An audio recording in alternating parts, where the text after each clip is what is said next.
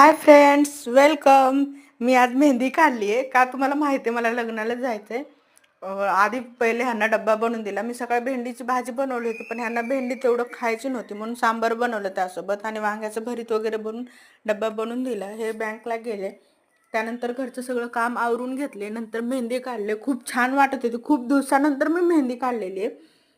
आणि माझ्या मेहंदीचा रंग बघा तुम्ही किती सुंदर दिसते. एवढं छान दिसत होतं ना माझ्या मेहंदीचा रंग. का मी 2-3 तासच ठेवलेली माझी मेहंदी, तरी खूप छान दिसतीये. आणि 2 दिवसानंतर हा मेहंदीचा कलर पण वाढतो. खूप छान येतो. नंतर जाण्याची तयारी केली. मी कुठल्या साडी घालणार आहे लग्नामध्ये वगैरे ते काढले.